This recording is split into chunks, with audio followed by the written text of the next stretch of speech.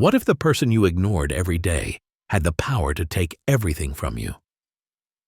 At Whitmore Co, a prestigious consulting firm in downtown Chicago, the atmosphere was thick with ambition.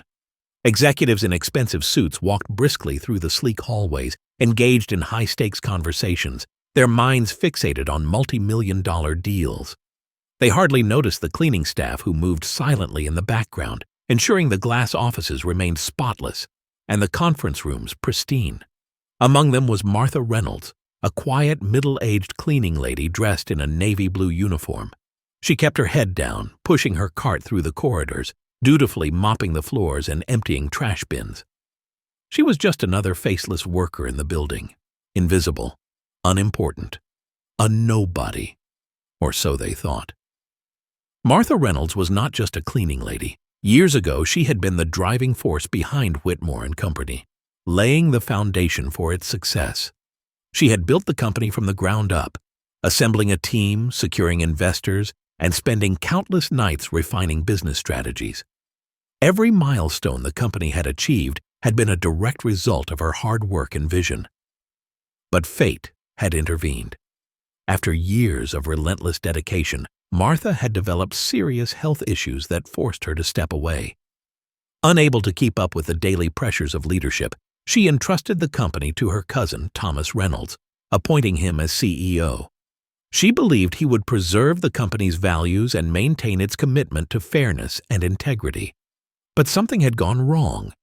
Over the years, Martha had heard troubling whispers, rumors of a toxic work culture, unethical leadership, and widespread mistreatment of employees.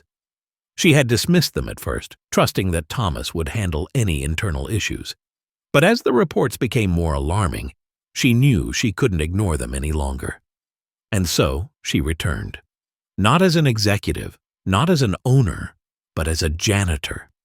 She wanted to see the truth with her own eyes. She would watch, listen, and wait. And when the time was right, she would strike. She saw the junior consultants flinch whenever Daniel entered a room. She noticed how assistants struggled, working late into the night, too scared to ask for breaks. She saw how support staff were treated as if they didn't exist, especially the janitors, the people who kept the office running smoothly. And then, one evening, she overheard a conversation that confirmed her worst fears. "We're wasting money on janitorial staff," Vanessa scoffed. "They barely do anything right." Daniel chuckled, shaking his head. "They should be grateful they even have jobs. It's not like they're qualified for anything better." Martha's grip on her mop tightened.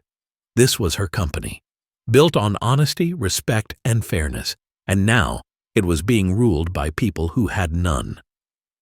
She took a deep breath. She wouldn't act yet, not until she had seen the full extent of the damage. But when the time came, she would show them who truly had the power. Martha had already seen enough to know that Whitmore & Company was in trouble. The company had lost its values, its employees were miserable, and the leadership was corrupt. But what she hadn't expected was how personal things would become. At first, she noticed small things. The way Daniel Carter, the CEO, lingered when she was cleaning near his office. The way his eyes seemed to follow her, not with recognition, but with something far worse, a sense of entitlement. Then came the offhanded remarks. One morning, as Martha was mopping the marble floors outside the executive offices, Daniel stopped in front of her. He looked her up and down, then smirked. "You know," he mused, his voice slow and deliberate, "you could put a little more effort into cleaning, especially when someone as attractive as me is watching." Martha's stomach twisted, but she forced a polite smile. "I'll check it again," she said, keeping her voice steady. But Daniel wasn't done. He stepped closer, lowering his voice so only she could hear. "You don't belong here. Someone as pretty as you deserves a better position. I could arrange that, if you're willing to cooperate." Martha felt her skin crawl. She had built this company from the ground up. She had poured her heart and soul into it. And now, the man who sat in the CEO's chair, the man who was supposed to protect everything she had worked for, was using his power to prey on women. Unacceptable. She wanted to lash out, to tell him exactly who she was, to fire him on the spot. But no, not yet. She needed to be smart. So she took a deep breath, forced herself to stay calm, and walked away. But inside, she was seething, and she knew this would not be the last time Daniel crossed the line. As the days passed, Daniel Carter's behavior only escalated. At first, it had been inappropriate comments disguised as jokes. Then it became invasive stares, the kind that made Martha's skin crawl. And now it was something far more dangerous, a sense of ownership, as if he believed he had some kind of power over her. Martha wasn't the only one who noticed. Other female employees, especially young assistants and junior staff, seemed on edge whenever Daniel was around. She saw how they avoided eye contact, how they laughed nervously at his comments, how they rushed out of rooms the moment he entered. They were scared, and now she understood why. One evening, as she finished cleaning the executive floor, she made her way down to the underground parking garage. The lot was dimly lit, the sound of her footsteps echoing as she approached her car. She barely had time to take out her keys when she heard footsteps behind her. She turned. Daniel Carter, standing too close, smirking. "You've been working hard," he murmured, his tone dangerously smooth. "I think you deserve something better than this cleaning job. I can make sure you move up in this company, but only if you work with me." Martha's pulse quickened, but she refused to show fear. "I like my job just fine," she said, keeping her voice even. Daniel let out a slow chuckle. "Oh, I think you misunderstand me," he said, taking another step closer. "I could make sure you're not here much longer. You won't have a chance anywhere else, not with your lack of experience. But if you listen to me, I could set you up with something better. Don't make this harder on yourself." There it was, the threat, the manipulation, the abuse of power. Martha felt rage boiling inside her, but she didn't let it show. Instead, she took a step forward, closing the gap between them just enough to make him hesitate. Then she smiled. "If you keep this up, you'll regret it," she said softly. Daniel's smirk faltered. "And what exactly are you going to do?" he scoffed. Martha didn't answer, not yet. Instead, she walked away, leaving him standing there. Because now, she had everything she needed. Tomorrow, everything would change. The next morning, Martha Reynolds did not walk into Whitmore Co. as a janitor. She walked in as the owner. Dressed in a sharp, tailored navy suit, her hair perfectly styled, she strode through the sleek glass corridors with a commanding presence. Gone was the cleaning cart, the uniform, and the quiet demeanor. Instead, she exuded confidence, the kind that made heads turn and whispers spread like wildfire. Employees who had never noticed her before now stood frozen, watching in stunned silence. The same receptionists who barely glanced at her before now gawked as she walked past them. Junior staff whispered, exchanging confused looks, and then she entered the boardroom.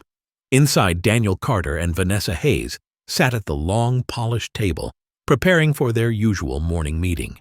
They were reviewing reports, sipping their overpriced coffee, discussing which employee to fire next, until they looked up. Daniel frowned, his eyes locked onto Martha. His confusion was immediate. "Why is the cleaning lady here?" he scoffed, leaning back in his chair. Before he could say another word, Thomas Reynolds, the CEO on paper but not in power, stood beside her. "Meet Martha Reynolds," he announced, "the founder and majority owner of Whitmore Co." Silence. A heavy, suffocating silence. Daniel blinked rapidly, his confidence wavering for the first time. "What?" he stammered, looking between Thomas and Martha. This has to be a joke. You're the janitor." Martha took a step forward, placing both hands on the table. She leaned in slightly, her voice calm but firm. "No, Daniel. I've been working undercover as a janitor, observing this company firsthand, and what I've found is appalling." She let the words sink in. "I built Whitmore Co. from the ground up. I created this company with integrity, with values, and yet, Under your leadership, it has become something ugly, a place of fear, a place where employees are mistreated, a place where corruption thrives." Daniel's face flushed red, but before he could speak, she continued, "And worst of all, you have abused your position. You have harassed women in this company. You have used your power to intimidate, to manipulate. And last night, you crossed a line you should have never even approached." Daniel swallowed hard, his arrogance now replaced with visible panic. "Wait, let's talk about this," he said quickly. Martha straightened her posture, cold, unwavering, absolute. "There's nothing to discuss." She turned to the security guards who had entered the boardroom, unnoticed until now. "Effective immediately, you are fired. Security will escort you out, and legal action will follow." Daniel's face drained of color. "You can't do this," he stammered. "I am the CEO." Martha smiled faintly. "Not anymore."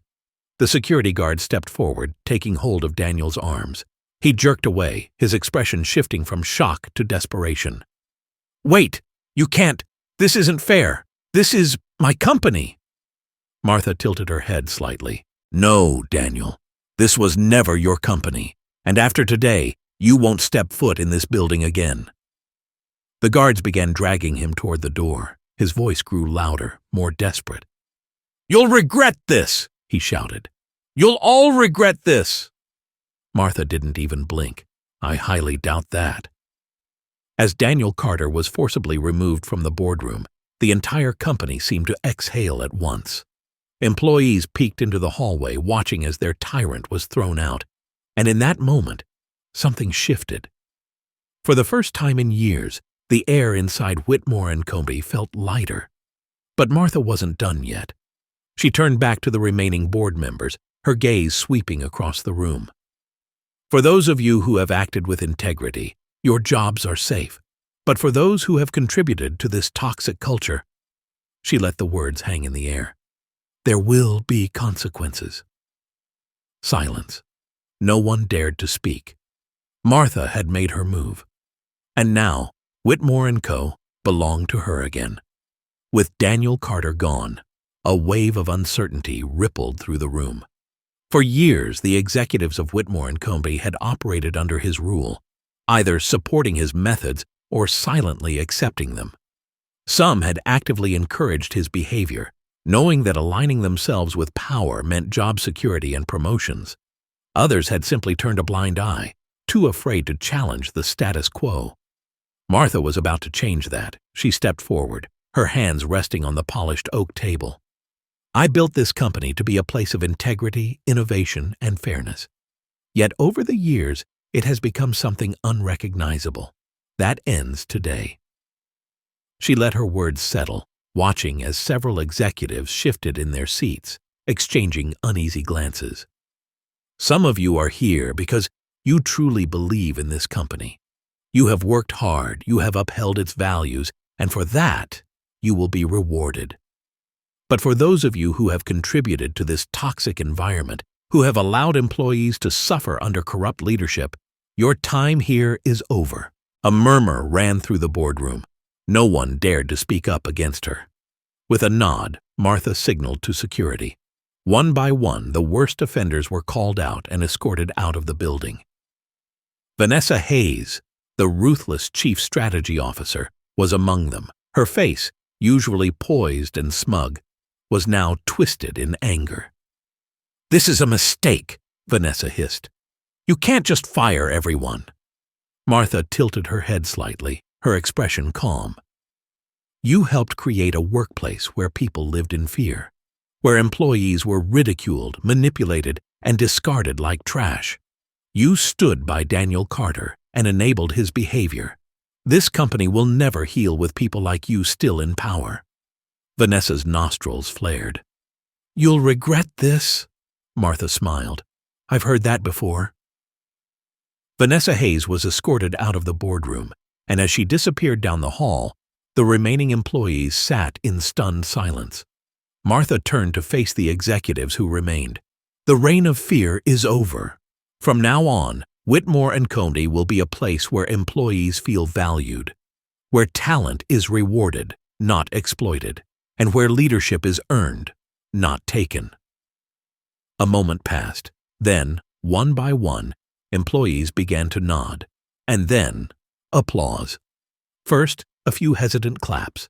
Then, it spread throughout the room. People who had felt powerless for years finally felt hope. For the first time in a long time, Whitmore & Company was about to become what it was always meant to be. And Martha Reynolds was the one to lead it. With the toxic leadership purged, Martha finally took her rightful place at the helm of Whitmore & Co. The following days were a whirlwind of change. Employees who had been too afraid to speak up were now voicing their concerns. Policies that had favored the elite few were rewritten, and for the first time in years, the company was focused on people, not just profits. Martha made sure to personally meet with employees from every level of the company, from executives to administrative staff, from consultants to janitors. She wanted to hear their stories, their struggles, their ideas. She wanted to rebuild trust, and she wasn't doing it alone. One afternoon, as she sat in her newly reclaimed office, she received a message from her cousin, Thomas Reynolds. "We're in this together, Martha. Let's rebuild." She smiled. Yes, together. Whitmore & Company was no longer a place ruled by fear and arrogance. It was a company that would thrive because of its people, not at their expense. Looking out at the Chicago skyline, Martha reflected on her journey. "I watched from the shadows. I waited. And when the time was right, I took back what was mine. Not with deception, not with manipulation, but with truth and integrity. The right way." She had returned to find her company broken, and now she would restore it. For the employees, for the future, and for herself. Because power is not about position, it's about purpose. And Martha Reynolds had just rewritten the rules.